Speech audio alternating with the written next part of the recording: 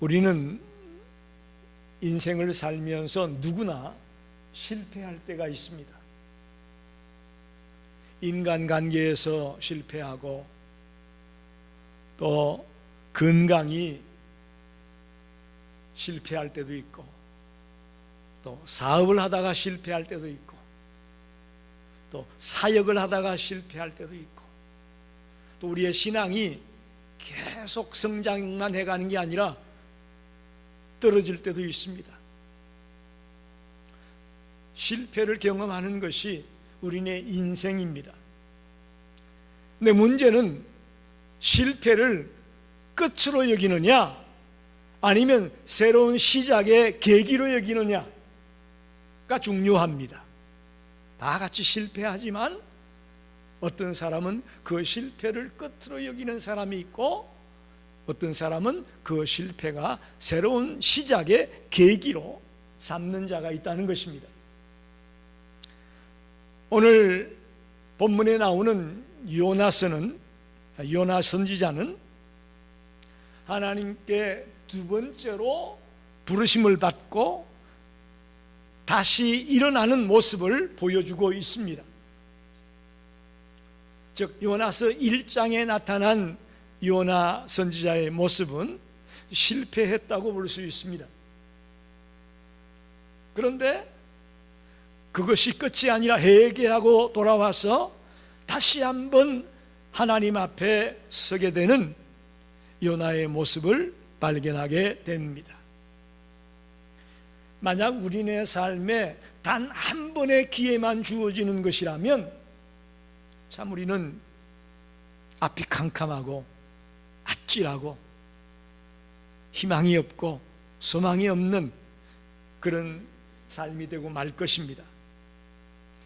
하나님은 그러나 한 번의 실수로 모든 것을 끝나게 만드는 하나님이 아닙니다.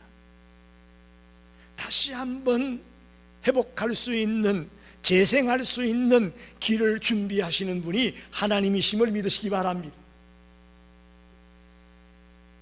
한 번 실수했다고 우리를 폐기 처분하는 그런 아주 냉정하고 냉혹한 하나님이 아닙니다. 실패했지만 다시 한번 기회를 주기 원하고 다시 한번 주께로 돌아올 수 있는 길을 예비하시는 하나님, 그 하나님을 오늘 말씀을 통해 발견하기를 원합니다. 오늘 본문은 불순종해서 니느웨로 가라고 했는데 다시스로 도망을 치던 요나가 풍랑을 만나게 되고 바다에 던지어지게 되고 물고기 뱃속에 들어갔다는 것을 우리가 알고 있습니다. 그리고 그 물고기 뱃속에서 통해 자복하며 회개했던 요나의 모습을 기억합니다. 그러면서 놀라운 새로운 전환점이 오늘 3장에서 일어나고 있습니다. 모든 것이 끝났다고 생각했는데 새로운 전환점이 그에게 주어졌습니다. 1장 2절에 주님이 이렇게 말씀했죠. 일어나 저 큰 성읍 니느웨로 가서 그것을 향하여 외치라, 이렇게 외쳤던 주님이 3장 2절에 동일하게 말씀합니다. 일어나 저 큰 성읍 니느웨로 가서 내가 내게 명한 바를 그들에게 선포하라 하신지라. 즉 동일한 명령으로 요나를 찾아와서 부르시는 것을 보게 됩니다. 여러분, 오늘 말씀을 통해 실패한 우리를 하나님은 버리지 않으시고 다시금 찾아오시며 다시금 우리를 불러주신다는 것을 깨닫는 복된 시간이 되시기를 바랍니다. 첫째는 실패자를 끝까지 포기하지 않으시고 다시 찾아주시는 하나님을 우리는 발견하게 됩니다. 요나서 1장 3장 1절 2절을 보게 되면 여호와의 말씀이 두 번째로 요나에게 임하니라. 이르시되 일어나 저 큰 성읍 니느웨로 가서 내가 내게 명한 바를 그들에게 선포하라 하신지라, 이렇게 말씀합니다. 1절에서 가장 중요한 말씀은 두 번째로 라는 말이라고 저는 생각합니다.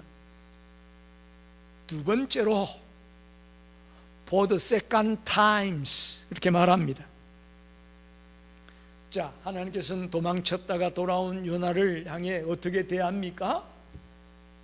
그래 이놈아, 내가 니네로 가라 그러는데 다시 서로 도망을 가? 네가 그럴 수가 있어? 라고 말하지 않았습니다. 그래, 꼴 좋다, 물고기 뱃속에 들어가가지고 죽을 뻔했다가 살아나니까 이제 좀 정신이 드냐? 이렇게 추궁하지 않았습니다. 비난하지 않았습니다. 화내지 않았습니다. 그저 다시 돌아온 그에게 또다시 기회를 주고 있습니다. 일어나 저 큰 성읍 니네로 가라. 첫 번째 주었던 그 명령을 똑같이 두 번째에도 주고 있는 것을 발견합니다. 하나님의 은혜는 바로 이겁니다. 우리가 실패했더라도 그걸로 끝이 아니라 다시금 재도전할 수 있는 은혜를 주십니다. 하나님은 우리의 능력이나 완벽함을 보고 사용하는 게 아닙니다. 실패하고 좌절하고 넘어질 때도 있지만 주님을 붙잡고 특별히 주님의 은혜를 의지하는 그 중심을 보고 우리를 쓰실 줄로 믿습니다. 우리가 능력이 있고 완벽하기 때문에 쓰는 거 아니에요. 실패하고 넘어지고 문제투성이지만 하나님만 부여잡고 하나님의 은혜가 아니면 나는 살 수가 없습니다 라는 그런 심정으로 살아가는 자, 그들을 하나님은 쓰시는 겁니다. 비록 넘어지고 불순종했을지라도 회개하고 돌아왔을 때에 하나님은 우리의 과거를 묻지 않으시고 우리의 지난날의 잘못을 묻지 않으시고 다시금 쓰실 것을 믿습니다. 그 대표적인 인물이 복음서에 나오는 베드로라고 저는 생각합니다. 여러분, 베드로 어떻게 생각합니까? 베드로는 예수님을 향해 이렇게 말씀합니다. 모두가 주를 버릴지라도 나는 결코 주님을 버리지 않을 것입니다. 아주 자신만만했고 패기 있게 주님 앞에서 외쳤던 인물이 베드로입니다. 그런데 그녀는 예수님이 잡히시던 날 하녀 앞에서 예수님을 모른다고 부인하고 심지어는 저주까지 했던 사람이 되고 맙니다. 대제사장의 뜰에서 닭이 울 때에 예수님과 눈이 마주치게 됩니다. 그러자 그는 통곡하며 밖으로 도망을 쳤습니다. 그리고 수제자로서의 모든 자격과 자존감을 상실해 버렸습니다. 그 순간 그는 완전히 실패자로 전락되고 만 것이죠. 그런데 부활하신 예수님이 실패하고 낙향하여 갈릴리 호수에서 다시금 고기를 잡고 있는 베드로를 찾아오지 않습니까? 그리고는 그들을 위해 직접 생선을 굽는 숯불을 피워놓고 기다리고 있습니다. 그 숯불은 베드로가 예수님을 부인했던 그 밤에 숯불을 떠올리게 하는 베드로에게 아픔을 주는 그런 장면일 것입니다. 그런데 주님은 베드로를 다시 만나서 책망하지 않습니다. 내가 나를 사랑하느냐? 내가 나를 사랑하느냐? 내가 나를 사랑하느냐? 세 번이나 연달아 나를 사랑하느냐고 묻습니다. 그리고는 내 양을 먹이라, 내 양을 먹이라고 말씀하는 주님을 보게 됩니다. 예수님은 베드로를 끝까지 포기하지 않았습니다. 특별히 낙항하여 좌절하고 있는 그를 두 번째로 다시금 찾아가서 내 양을 먹이라, 다시금 그에게 사명을 불어일으키고 있습니다. 그로 인해 베드로는 훗날 초대교회의 영적인 지도자로 다시금 우뚝 서게 된 것을 우리가 알고 있습니다. 그리고 그는 마지막 날 예수님이 이렇게 똑바르게 십자가에 달렸는데 내가 어떻게 이렇게 달릴 수가 있느냐 라고 말하며 거꾸로 십자가에서 순교한 인물이 되었습니다. 실패한 자를 포기하지 않는 하나님, 다시 찾아주시는 하나님, 오늘 요나를 통해 그 하나님을 발견하는 저와 여러분이 되시기를 간절히 축원합니다. 두 번째는 보잘것없는 순종을 통해서도 역사하는 그 하나님의 말씀의 능력을 생각해 보려고 합니다. 3절 4절을 봅시다. 요나가 여호와의 말씀대로 나서 니느웨로 가니라. 니느웨는 사흘 동안 걸을 만큼 하나님 앞에 큰 성읍이더라. 요나가 그 성읍에 들어가서 하루 동안 다니며 외쳐 이르되 40일이 지나면 니느웨가 무너지리라 하였더니, 이렇게 말합니다. 요나는 하나님의 두 번째 부르심에 이제 순종해서 니느웨로 갔습니다. 근데 요나의 마음속에는 지금도 이 적국 니느웨에 대한 반감과 불만이 완전히 사라진 건 아닙니다. 그걸 느낄 수 있어요. 3절 4절 말씀을 읽는 동안 느낄 수가 있다고요. 그 성이 얼마나 큰지 사흘 동안, 즉 3일 동안 걸어다녀야만 겨우 다 돌아다닐 수 있는 그런 큰 성읍이라고 되어 있습니다. 그런데 요나는 며칠만 걸었어요? 하루만 걸었어요. 단 하루만 다니면서 뭐라고 외치느냐? 40일이 지나면 니느웨가 무너진다. 하나도 영혼이 없는 외침이라고 생각됩니다. 영혼이 없는 외침, 돌아오려면 돌아오고 말라면 말고 나하고 무슨 상관이 있냐? 40일이 지나면 망한다. 40일이 지나면 무너져. 그야말로 성의 없이 외치고 있는 요나를 발견하게 됩니다. 근성으로 보잘것없이 어쩔 수 없이 순종하는 것 같은 모습을 말씀을 통해 발견하게 됩니다. 히브리어 원문을 보게 되면 요나가 외친 날이 딱 5단어라는 거예요. 하루 동안 다니면서 니느웨 사람들에게 5단어를 외쳤다는 겁니다. 옷 아르바임 욤 베니느베 네비케터, 이렇게 외치는 거예요. 5마디를 외치고 다니는 거예요, 사람들에게. 얼마나 성의 없이 영혼 없는 말로 니느웨 사람들에게 말하고 있는 길을 보여준다고 봅니다. 눈물도 없습니다.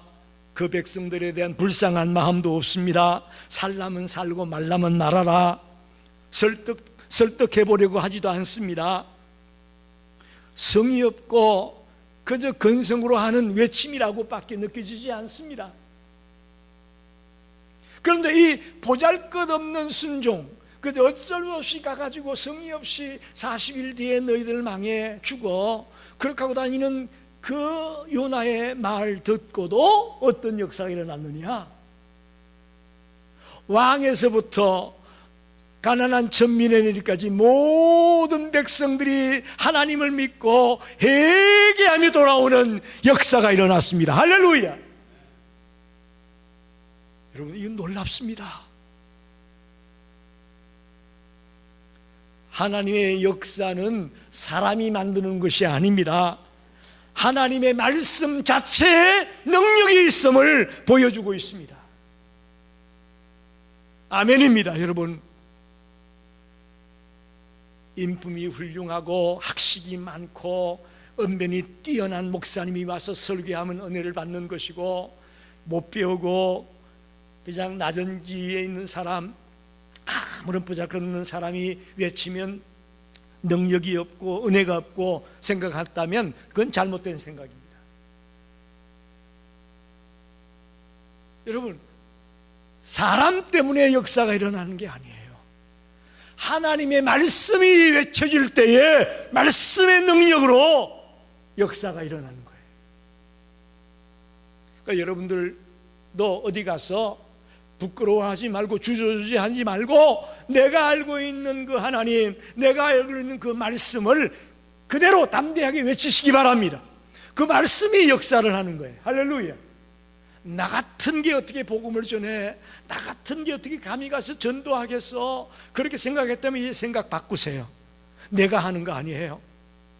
말씀의 능력이 있습니다. 말씀의 능력이 있어요.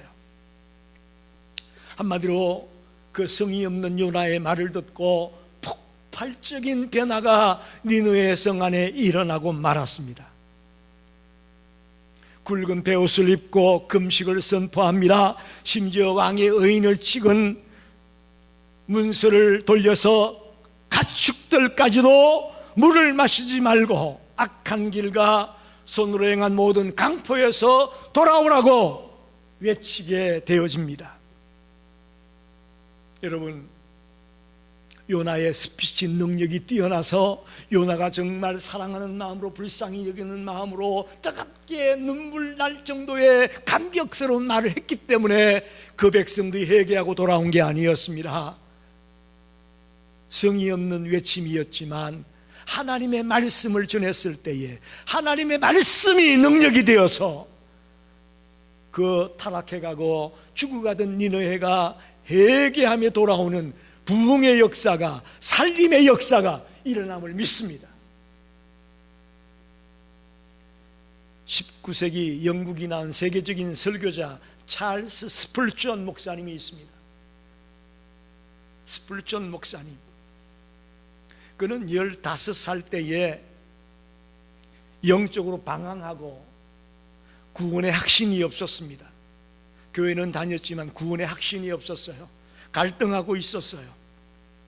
근데 주일날 아침에 교회를 가려고 하는데 눈물아가 몰아치는 거예요. 자기가 다니던 교회에 갈 수가 없었어요.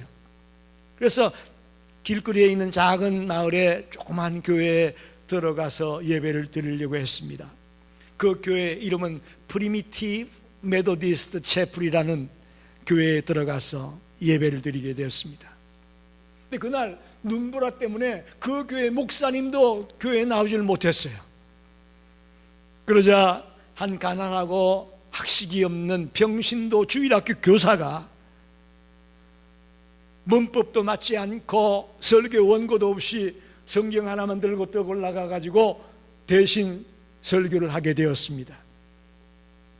근데 그 병신도 교사가 정한 설교 본문이 이사야서 45장 22절 말씀입니다. 땅의 모든 끝이여 내게로 돌이켜 구원을 받으라. 나는 하나님이라 다른 이가 없느니라. 이 본문 말씀을 가지고 이 병신도 교사가 설교를 하는 겁니다. 그냥 계속 말씀을 반복하는 거예요. 땅의 모든 것이여 내게 돌이켜 구원을 얻으라. 나는 하나님이라 다른 이는 없다. 자꾸 이 말을 외치면서 낯선 어린 친구가 하나 앉아 있으니까 스플전을 바라보면서 그 병신도 교사가 이렇게 외쳤어요. 청년, 자네 지금 매우 곤고해 보이는군. 지금 예수를 바라봐. 예수님만 바라봐. 하고 병신도 교사가 그 스플전에게, 어린 스플전에게 말씀을 전거했습니다. 그 투박하고 보잘것없는 병신도 교사의 그 말 한마디가 스플전의 그 마음을 심령골수를 찔러 쪼갰습니다. 성령님의 임재를 통해 뜨거워지고 주님이 살아계심을 믿게 되고 거듭나는 그런 체험을 스플전 목사님이 하게 되어집니다. 그리고는 그는 그때부터 하나님의 사람으로 뛰어난 설교가로 하나님께 쓰임받는 일꾼으로 우뚝 서게 된 것을 믿습니다. 위대한 설교자가 스플전 목사님을 구원의 확신을 갖게 한 거 아니었습니다. 아무것도 모르는 병신도 교사가 성경 말씀 몇 구절을 가지고 계속 외쳐준 그 말씀 때문에 스플전이 회개하고 돌아오고 위대한 설교자가 탄생되는 기적이 일어난 것입니다. 저와 여러분도 하나님의 말씀의 능력을 체험하게 되기를 간절히 축원합니다. 마지막으로 돌이키는 자에게 하나님은 뜻을 돌이키는 긍휼을 베풀고 있습니다. 요나서 3장 10절 말씀에 하나님이 그들이 행한 것 곧 그 악한 길에서 돌이켜 떠난 것을 보시고 하나님이 뜻을 돌이키사 그들에게 내리리라고 말씀하신 재앙을 내리지 아니하시니라, 이렇게 말씀합니다. 하나님이 뜻을 돌이켰다, 이렇게 말합니다. 니느웨 백성들이 진심으로 회개하고 돌아왔을 때에 하나님이 마음을 돌이켰다, 이런 말씀입니다. 여러분, 성경에 하나님이 마음을 돌이켰다 이렇게 말하니까 하나님이 변덕스럽구나 이렇게 잘못 오해하는 분도 계십니다. 하나님이 변덕스러워 이랬다 저랬다, 어떻게 하나님의 뜻이 자꾸 변하냐? 여러분, 이건 우리의 잘못된 생각입니다. 하나님이 심판을 선포하는 이유는 회개하고 돌아와 구원받게 하기 위한 것이 심판의 선포의 목적입니다. 심판의 목적이 우리를 죽이고 우리를 무너지게 하는 게 목적이 아니라 그 심판을 듣고 회개하고 돌아오게 하려고 심판을 주고 있음을 믿으시길 바랍니다. 구약의 이스라엘 백성들이 또 유다 백성들이 다 그랬습니다. 선지자들이 나와서 수없이 심판을 외쳤죠. 그건 그들을 죽이려고 하는 심판이 아니라 회개하고 돌아와서 하나님의 백성답게 살아가게 하기 위해서 심판을 외쳤던 거 아닙니까? 마찬가지입니다. 요나도 심판을 외쳤던 이유는, 하나님을 말씀을 빌어서 심판을 외쳤던 이유는, 목적은 하나입니다. 회개하고 돌아와 구원받게 하기 위해서 외쳤던 것입니다. 사랑하는 성도 여러분, 하나님은 지금도 한 생명이라도 주께로 돌아오기를 기다리고 있는 줄 믿습니다. 우리 생각에는 저런 사람은 예수 못 믿어, 끝났어, 함부로 우리가 판단하고 선포하면 안 됩니다. 하나님은 그렇지 않아요. 하나님은 그 사람도 기다리고 있어요. 할렐루야. 이 땅에 어떤 생명이라도 주님은 돌아오기를 기다리고 계심을 오늘 말씀을 통해 우리는 발견하게 되는 것입니다. 사실 니네는 잔인한 도시입니다. 폭력적인 도시입니다. 아수르의 수도 아닙니까? 특별히 이스라엘 백성들의 시각에서 볼 때는 도저히 구원받을 수 없는 멸망받아 마땅한 나라입니다. 그런데 하나님의 긍휼은 인간이 생각하는 그런 경계와 편견을 뛰어넘습니다. 하나님의 긍휼은 그런 자들도 회개하고 돌아오면 얼마든지 구원하고 구원받는다는 것을 보여주고 있는 겁니다.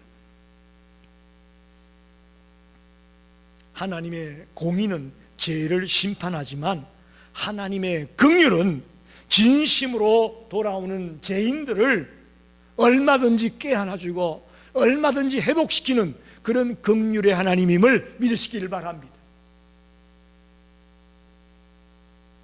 여러분이 잘 아는 빅토르 위고의 레미제라블이라는 소설이 있죠. 거기 장발장이라는 주인공은 굶주린 조카들을 위해서 빵을 훔쳤다가 19년 동안이나 감옥살이를 합니다. 그리고 이제 감옥에 나와가지고 세상의 냉대와 분노에 가득 차서 살아가고 있다가 미리엘이라는 신부님을 만나게 됩니다. 그래서 신부의 집에 초청받아 갔다가 그 집에 있는 은식기를 훔쳐서 도둑질해서 도망을 쳤습니다. 그런데 이내 경찰에 붙들렸습니다. 그리고는 경찰이 장발장을 데리고 미리엘 신부를 찾아가죠. 이제 장발장은 또다시 감옥에 들어가 절장신세가 되어 고통의 세월을 보낼 수밖에 없는 처지에 놓여 있었습니다. 그래서 경찰이 묻습니다. 신부님, 이 친구가 이 은식기를 훔쳤는데 어떻게 할까요? 그랬더니 신부님이 하는 말이, 내가 그에게 이 은식기를 선물로 주었어. 이 은초 때까지 줬는데 은초 때는 안 가져갔네? 그러면서 은초 때까지 장발장에게 줬습니다. 그 장면을 보고 경찰들은 이게 도둑이 아니구나 생각하고 그냥 떠나갔습니다. 그리고는 미리엘 신부와 장발장 두 사람만 남았습니다.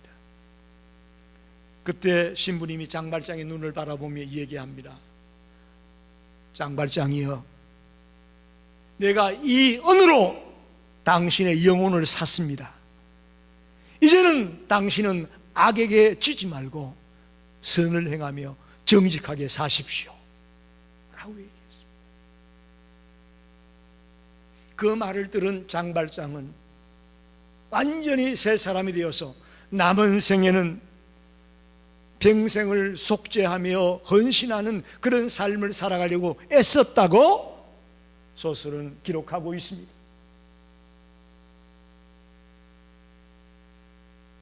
돌이키는 자에게 뜻을 돌이키는 그 놀라운 하나님의 긍휼이 우리네 이 삶의 현장에 얼마든지 일어나고 있음을 믿으시기를 바랍니다. 저와 여러분도 하나님의 긍휼을 받았으니 내 이웃들과 내 가족 친지들, 내 친구들에게 그런 긍휼을 베푸는 삶을 살아가는 성도가 되기를 간절히 부탁합니다. 말씀을 정리합니다. 사랑하는 성도 여러분, 우리는 하나님께서 요나에게 찾아와서 두 번째로 그를 부르고 있는 장면을 오늘 봤습니다. 여러분 혹시 실패했습니까? 5절 혹시 좌절하고 넘어졌습니까? 다시 찾아오시는 그 주님의 손길을 여러분 경험하게 되시고 또 체험하게 되기를 부탁드립니다. 세상은 우리를 포기하고 세상은 우리를 끝났다고 말할지 모르겠지만 주님은 우리를 포기하지 않습니다. 주님은 우리에게 끝났다고 말하지 않습니다. 다시 찾아와서 다시금 우리를 껴안고 우리를 부르시는 그 하나님을 오늘 만나고 돌아가시기를 바랍니다. 마귀는 끊임없이 우리의 가글을 들추어내어 정죄하며 잘못되었다고 기를 팍팍 죽입니다. 그러나 주님은 우리를 찾아와서 묻지 않습니다. 따지지 않습니다. 화내지 않습니다. 다시 시작하자. 할렐루야. 용기를 내라. 다시 시작하자 라고 우리에게 소망을 주는 주님임을 믿으시기를 바랍니다. 또 하나는 잃어버렸던 그 사명을 다시금 발견하고 그 사명 앞에 나아가는 자가 되십시다. 분명히 저와 여러분에게는 하나님이 맡겨준 사명이 있을 것입니다. 뭔가 분명히 있습니다. 꼭 이렇게 얘기하면 목사님이나 신학생들이나 선교사님이나 그런 분들이 하는 거지 우리 같은 사람이 무슨 사명이 있냐? 아닙니다. 그 생각을 버리십시오. 꼭 강단에 서서 설교를 하고 목회를 해야만 사명자가 아니고요, 얼마든지 저와 여러분이 삶의 현장에서 하나님이 원하는 일들이, 하나님이 맡기실 일들이 있음을 믿으시기를 바랍니다. 직장 안에서 또 가족들을 만날 때에, 친구들을 만날 때에, 어떤 공동체에 가입을 했을 때에 그 속에서 하나님이 나를 통해 하실 일이 있음을 믿습니다. 그 사명을 발견하고 그 사명의 자리에 내가 나아가는 그런 성도들이 되기를 부탁드립니다. 하나님은 나를 향해서, 세상을 향해서 지금도 긍휼을 베풀기 원합니다. 절대로 저 사람은 끝났다, 희망이 없다, 소망이 없다, 저 사람은 안 돼 라고 속단하지 마십시오. 뜻을 돌이켜서 심판받을 줄 알았던 자가 돌아올 때에 얼마든지 뜻을 돌이켜서 긍휼을 베풀고 깨어나 주시는 그 하나님의 사랑을 우리는 알아야 됩니다. 그러니 우리도 우리 이웃들을 대할 때에 함부로 정죄하고 함부로 손가락질하고 함부로 비웃고 비난하고 하지 마시고 뜻을 돌이켜서 하나님의 긍휼과 하나님의 사랑을 체험하는 그런 자리로 돌아올 수 있도록 우리가 다리를 놓고 우리가 미끄럼이 되기를 부탁을 드립니다. 오늘 이 시간 우리를 결코 포기하지 않는 하나님의 크신 사랑을 붙들게 되시기를 바랍니다. 엄청난 그 하나님의 사랑을 붙들고 돌아가시기 바랍니다. 그래서 주님, 제가 여기 있사오니 나를 써주십시오 라고 고백하게 되기를 바랍니다. 모든 것이 부족하고 연약하지만 제가 여기 있습니다, 저를 붙들어 주시고 저를 들어서 주십시오라고 고백하며 나아갈 때에 하나님은 요나를 들어서 니느웨를 살렸던 것처럼 우리를 들어서 우리 가족을 살리고 우리 친구들을 살리고 우리 친척들을 살리고 내 주변에 있는 자들을 살리는 역사가 일어날 것을 믿습니다. 기도하겠습니다.